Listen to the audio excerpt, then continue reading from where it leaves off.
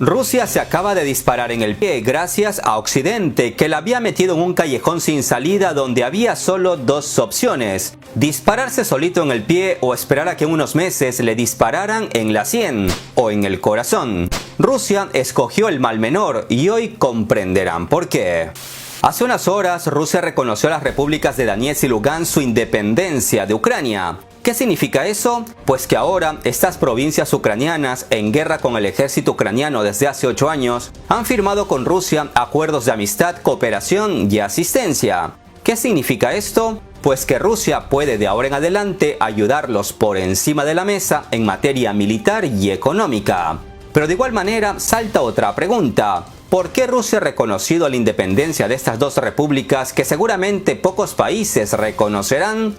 Pues aquí hay historia, y mucha historia. Empecemos por lo que no te cuentan. Existen los así llamados Acuerdos de Minsk. Se llaman así porque se celebraron en Minsk, la capital de Bielorrusia.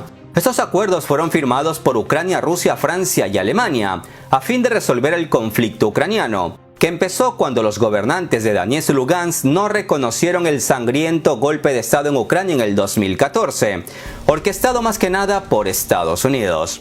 Pues bien, Ucrania se comprometió en estos acuerdos firmados a llegar a un acuerdo con estas dos provincias, pero lo único que ha hecho es atacarlos, muchas veces con armamento pesado. Esto es una clara violación de los acuerdos alcanzados, pero ni Francia ni Alemania son capaces de decirle algo a Ucrania. Callan porque la idea no es pisarle la cola a Ucrania, sino pisarle la cabeza al oso. Pese a haber firmado estos acuerdos, el presidente ucraniano, mientras está en Ucrania, dice que no van a cumplir esos acuerdos, pero cuando se reúne con líderes europeos, dice que sí los va a cumplir. Hace unos días, Rusia estaba culminando unos ejercicios militares y sus soldados se estaban retirando de la zona de maniobras. Pero vino el ejército de Ucrania y empezó a atacar a estas dos repúblicas independentistas, violando otra vez los acuerdos que, repito, Ucrania firmó. ¿Alguien dijo algo? No, nadie dijo absolutamente nada. Y estos ataques ucranianos fueron la gota que derramó el vaso de agua. Quizás muchos de ustedes se pregunten, ¿pero por qué Rusia se mete en este conflicto? Pues deben saber que en esta región ucraniana, en conflicto, viven unos 800.000 rusos. No hablamos de gente que habla ruso, sino de 800.000 personas con pasaporte ruso que por A o B motivo migraron ahí y viven ahí, o solicitaron hace tiempo la ciudadanía rusa, pero viven ahí. Por otro lado, también deben saber que esta región está poblada por gente que nació en Ucrania pero que son rusoparlantes en su mayoría. Y cuando ocurrió el golpe de Estado del 2014, todos sus derechos fueron violados. El gobierno de Kiev desde entonces no ha parado de adoptar leyes que restringen sus derechos, como eliminar el idioma ruso de escuelas, institutos y universidades. Al tiempo que nacionalistas ucranianos atacan a empresas rusas que desde hace mucho tiempo operan legalmente a lo largo y ancho de Ucrania. Para Ucrania, Donetsk y Lugansk son simplemente un territorio dentro de su jurisdicción, pero para Rusia, esta región conocida como Donbass está poblada por miles de ciudadanos rusos y por miles más de rusoparlantes, a quienes Ucrania quiere limitar sus derechos si es que no anularlos. Desde Rusia lamentan que Occidente, con Estados Unidos a la cabeza, haya logrado que dos pueblos hermanos como Rusia y Ucrania se peleen, y han logrado que los residentes de Donetsk y Lugansk se conviertan en los chivos expiatorios perfectos para llevar a cabo un plan antirruso. Ver cómo mujeres y ancianas lloran con niños en brazos ante los ataques de Kiev y ver cómo la gente ha empezado a vivir en sótanos al tiempo que pasan hambre y frío es lo que ha llevado al gobierno ruso a una especie de deber moral para ayudar a los 800.000 ciudadanos rusos que viven ahí y a muchos otros miles de rusoparlantes que no aceptan a un gobierno que es hostil con ellos. Es imposible hablar de valores europeos después de ver esto. Es antihumano, antimoral, sostuvo la presidenta del Consejo de la Federación de Rusia, lamentando que los países europeos no condenaran las violaciones por parte de Ucrania de los acuerdos alcanzados y que basen sus críticas en la vieja confiable: Rusia es la culpable.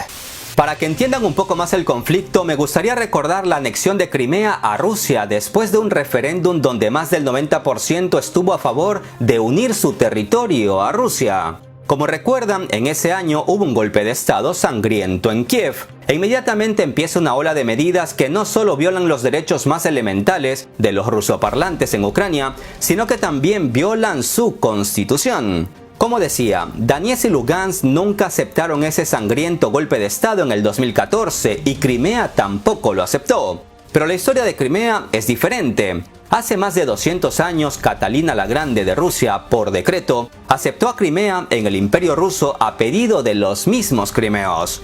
Desde entonces, la flota rusa del Mar Negro ha estado allí. Con el tiempo, el Imperio Ruso se convirtió en Unión Soviética y este inmenso país estaba dividido en repúblicas, la República Rusa, la República Ucraniana, etc. Y Crimea pertenecía a la República Socialista de Rusia, dentro de la misma Unión Soviética. Pero vino Khrushchev, ese líder soviético y campesino que sentía un amor ciego por Ucrania y regaló Crimea a la República de Ucrania. En ese tiempo no pasaba nada, pues al fin y al cabo todas esas repúblicas socialistas soviéticas formaban parte de un mismo país.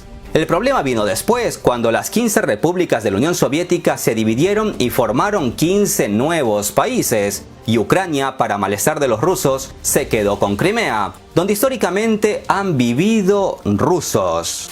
Crimea es un territorio estratégico. Tras la caída de la Unión Soviética, los crimeos vivieron tranquilos hasta que llegó el sangriento golpe de estado en el 2014 y se encontraron ante un dilema. O tomaban las armas y se oponían al gobierno golpista de Kiev como lo hicieron en Donetsk y Lugansk, es decir, se iban a la guerra, o hacían un referéndum pacífico para anexarse a Rusia, territorio al que históricamente siempre pertenecieron.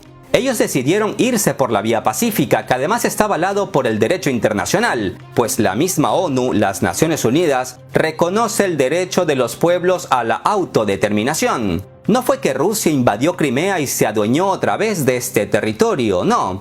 Rusia simplemente los acogió en su regazo tras el referéndum, algo que no ocurrió con Donetsk y Lugansk, donde también hicieron sendos referéndums y quisieron anexarse a Rusia, pero Putin les dijo: estimados amigos, esto no funciona así. Rusia, en teoría, pudo hacer lo mismo que hizo con Crimea y recibirlos con los brazos abiertos, pero la historia es diferente. Así que Putin abogó por resolver este conflicto de forma pacífica. En eso han estado trabajando desde el 2014-2015 con Francia y Alemania. Como dije, se han firmado los acuerdos de Minsk entre Ucrania, Rusia, Francia y Alemania, pero Ucrania no cumple con esos acuerdos y toda Europa calla. Lo único que saben decir es: toda la culpa es de Rusia. Pero volviendo a la actualidad, lo repito otra vez, todo este conflicto en torno a Ucrania se estaba resolviendo hace unos días. Rusia empezó la retirada tras sus ejercicios militares, Ucrania prometió a Francia y Alemania cumplir con los acuerdos, pero en lugar de cumplirlos empezaron a bombardear a Donetsk y Lugansk. Estas dos repúblicas pidieron a Rusia reconocer su independencia porque ya no aguantan más, y Rusia debía decirle si sí o si no. Así que Putin se reunió de urgencia con su Consejo de Seguridad, donde todos aconsejaron a Putin reconocer inmediatamente la independencia de Donetsk y Lugansk de Ucrania. Me gustaría dejar un fragmento de cómo Putin inició el diálogo con sus consejeros. Resume en pocos minutos lo que ha estado ocurriendo en Ucrania desde hace 8 años. Nos hemos reunido para discutir la situación que se desarrolla hoy en las provincias ucranianas de Donetsk y Lugansk. Permítanme recordarles lo que ha sucedido allí, cómo se desarrolló la situación, aunque ya conocen todo muy bien. Resumo el panorama para que nos ayude a tomar decisiones adecuadas. Después del golpe de estado en Ucrania en 2014, parte de la población del este del país no aceptó este golpe de estado. Permítanme recordarles que fue un golpe de estado inconstitucional y sangriento, porque durante estas revueltas murieron muchas personas inocentes. Fue de hecho un golpe armado y esto nadie lo discute. Entonces, una parte del este de Ucrania no aceptó este golpe, incluyendo a los ciudadanos de Crimea y a los que vivían y viven hoy en Donetsk y Lugansk. Entonces ellos declararon que forman dos repúblicas independientes de Ucrania, la República Popular de Donetsk y la República Popular de Lugansk. A partir de ese momento comenzó el enfrentamiento entre las autoridades de Kiev y las personas que viven en este territorio. En este sentido, me gustaría llamar la atención sobre el hecho de que Rusia inicialmente hizo todo lo posible para resolver por medios pacíficos todas las contradicciones que surgieron. Sin embargo, las autoridades de Kiev llevaron a cabo operaciones militares punitivas en estos territorios 2 veces, y aparentemente estamos presenciando un agravamiento de la situación por tercera ocasión. Todos estos años, quiero enfatizar esto, todos estos años se han estado burlando de las personas que viven en estos territorios, bombardeo constante, bloqueos, etc. Como saben, las personas que viven en territorios cercanos a la zona roja del conflicto se vieron obligadas a mudarse a sótanos y allí viven con sus hijos. En el curso del proceso para calmar esta situación, surgió un plan de arreglo de paz que se llaman Acuerdos de Minsk, ya que, como recordarán, nos reunimos en la ciudad de Minsk. Pero partiendo del accionar de Kiev, todo indica que las autoridades de Kiev no van a cumplir los acuerdos de Minsk. Es más, ya lo han declarado públicamente muchas veces, tanto al más alto nivel estatal como al nivel del Ministerio de Relaciones Exteriores, al nivel del secretario del Consejo de Seguridad, etc. En general está claro para todos, Kiev no va a cumplir los acuerdos logrados en Minsk.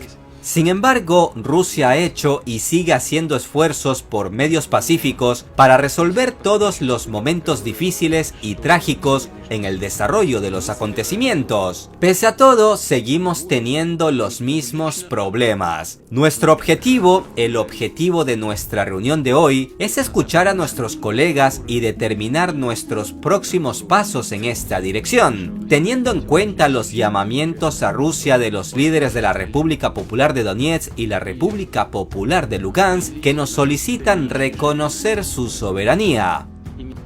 El uso de Ucrania como instrumento de confrontación con nuestro país, con Rusia, plantea por supuesto una amenaza grave, muy grave para nosotros. Es por ello que en los últimos meses hemos intensificado nuestro trabajo con nuestros principales socios en Washington y la OTAN, para eventualmente acordar estas medidas de seguridad y asegurar el desarrollo de nuestro país de manera tranquila, próspera y en condiciones de paz. Para nosotros, esta es la tarea número 1. Esta es una prioridad para nuestro país, no la confrontación, sino garantizar la seguridad y las condiciones para el desarrollo. Pero por supuesto, debemos entender las realidades en las que vivimos. Y como he dicho repetidamente, si Rusia enfrenta una amenaza como la admisión de Ucrania en la Alianza del Atlántico Norte en la OTAN, entonces las amenazas para nuestro país se multiplicarán por muchas veces, porque existe el artículo 5 del Tratado sobre la creación de la OTAN, del que se desprende que todos los países de la alianza deben luchar del lado de uno de sus miembros si éste se ve envuelto en un conflicto armado. Pero como nadie reconoce la voluntad de los residentes de Crimea y Sebastopol, o sea que ya forman parte de Rusia, y Ucrania insiste en que este es su territorio, tenemos una amenaza real de que comenzarán a conquistar Crimea por medios militares. Y esto lo dicen abiertamente en documentos, y dado ese caso, entonces todo el bloque del Atlántico Norte se verá obligado a sumarse a un conflicto contra Rusia.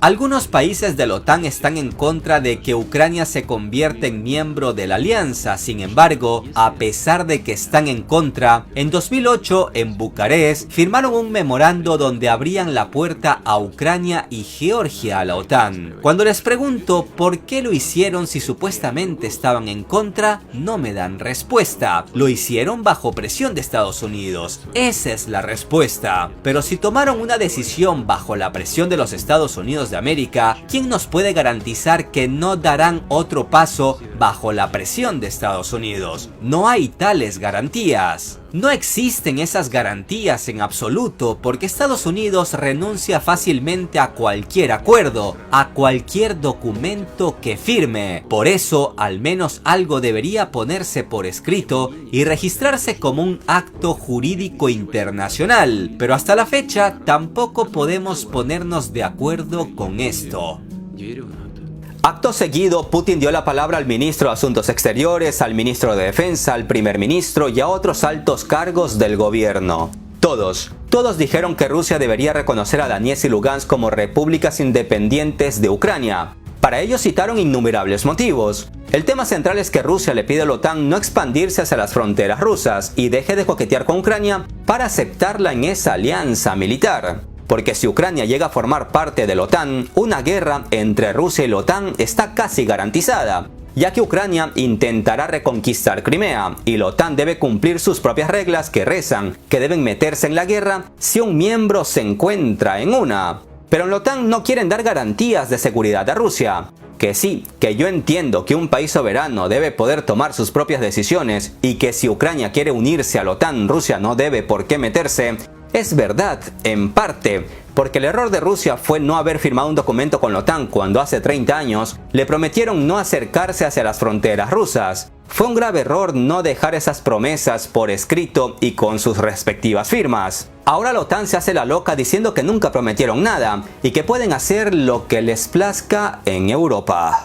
Teniendo en cuenta esto, Rusia se encuentra ante un dilema: no hacer nada y permitir que Ucrania se una a la OTAN, con lo que la seguridad nacional de Rusia se vería amenazada y hasta verse envuelto en unos meses en una guerra con la OTAN, lo que sería la Tercera Guerra Mundial, o evitar que Ucrania se una a la OTAN y evitar así una hipotética Tercera Guerra Mundial, en unos años o en unos meses. Lo más fácil es firmar un documento donde la OTAN garantice que ya no se va a acercar más a las fronteras rusas y que no permitirá el ingreso de Ucrania a la OTAN, pero el problema es que ellos no quieren dar esas garantías. El tiro que se acaba de dar Rusia en el pie es reconocer a las repúblicas de Lugansk y Donetsk y en breve recibir toda una gama de duras sanciones por parte de Europa y Estados Unidos. Al reconocer la independencia de Lugansk y Donetsk, Rusia también se compromete a ayudarlos a defender ese territorio, al tiempo que se presiona a Kiev para que se comprometa a no ingresar a la OTAN.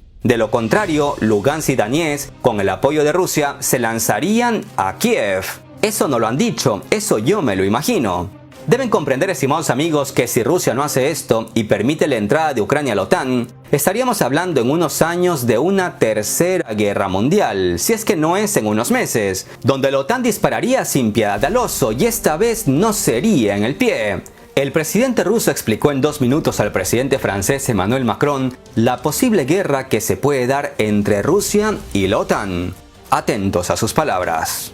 ¿Por qué es tan peligrosa la posible admisión de Ucrania en la OTAN? Hay un problema clave que deben entender. Los países europeos, incluida Francia, consideran que Crimea es parte de Ucrania, mientras que nosotros creemos que Crimea es parte de la Federación de Rusia. ¿Y qué pasaría si Ucrania intenta cambiar esta situación por medios militares? No olviden que los documentos doctrinales de Ucrania afirman que Rusia es un enemigo y que para ellos es posible la conquista de Crimea por medios militares. Imaginen que Ucrania es miembro de la OTAN. El artículo 5 no ha sido derogado. Por el contrario, el señor Biden, presidente de los Estados Unidos, dijo recientemente que el artículo 5 es un imperativo absoluto y se implementará en cualquier caso. Esto significa que si Ucrania se une a la OTAN, habrá una confrontación militar entre Rusia y la OTAN. ¿Deberíamos nosotros ir a la guerra contra la OTAN? Esto lo pregunté hace poco, pero también me gustaría preguntarles, ¿de verdad quieren ustedes pelear con Rusia? Pregunten a sus lectores, espectadores y usuarios de sus cuentas de redes sociales si quieren que Francia pelee con Rusia, porque si Ucrania se une a la OTAN, esto es lo que sucederá. ¿Entienden ustedes o no que si Ucrania se une a la OTAN e intenta recuperar Crimea por medios militares, los países europeos se verán automáticamente envueltos en un conflicto militar con Rusia? Por supuesto, el potencial de la OTAN con Rusia no es comparable. Lo entendemos, pero también sabemos que Rusia es una de las principales potencias nucleares y en términos de algunos componentes está incluso por delante de muchos miembros de la OTAN. En una guerra con Rusia no habrá ganadores y ustedes se verán arrastrados a este conflicto en contra de su voluntad. Ni siquiera tendrán tiempo para parpadear cuando deberán estar cumpliendo el apartado 5 del Tratado de Roma. ¿Quieren otra razón de peso para entender por qué Rusia reconoció a Donetsk y Lugansk como repúblicas independientes? Para explicar esto, en Rusia han acudido a la hemeroteca, específicamente al año 2008, cuando Rusia reconoció a Osetia del Sur y Abjasia como pueblos independientes en el marco del derecho internacional. Si bien pocos son los países que reconocen la independencia de Osetia del Sur y Abjasia, en Rusia saben que gracias a esa decisión se salvaron miles de vidas en una región llena de rusoparlantes. Cuidado cuando vean videos de otros canales sobre este conflicto porque dicen Rusia atacó a Georgia, cuando la realidad es que Rusia se defendió de Georgia.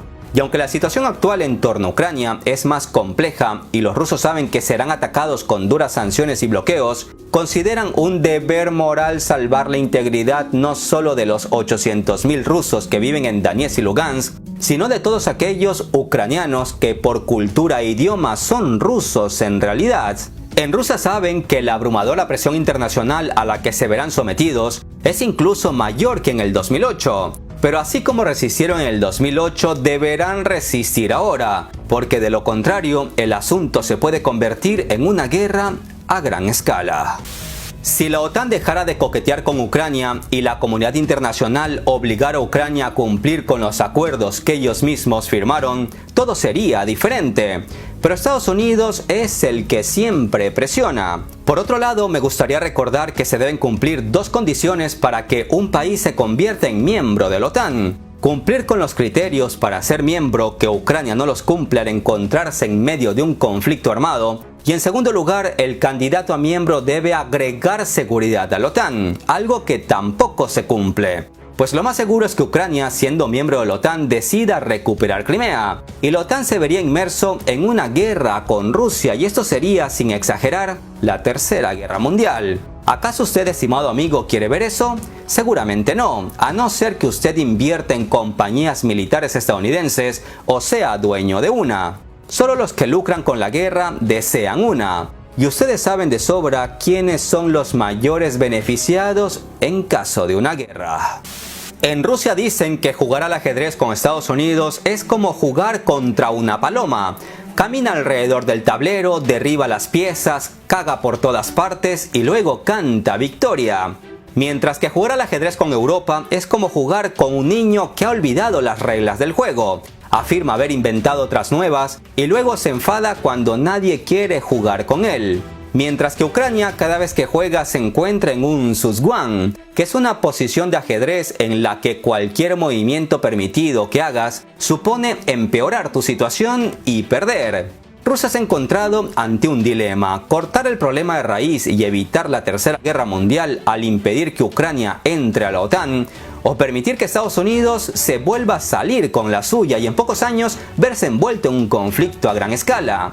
A veces, por desgracia, nos toca elegir al mal menor, y es eso lo que exactamente ha elegido Rusia. Por desgracia, la historia no reconocerá a Rusia que está evitando un gran conflicto. Es obvio que ahora se vienen meses y años muy duros para Rusia, pero si Occidente bloquea a Rusia, pues Rusia mirará hacia Oriente y en Oriente tenemos al Gran Dragón. ¿Quieren saber más sobre el nuevo conflicto que se nos viene y por qué Estados Unidos esta vez gana pero a la larga pierde? Pues entonces no se pierdan los próximos videos que serán de verdadero impacto. Un abrazo virtual. Hasta la próxima.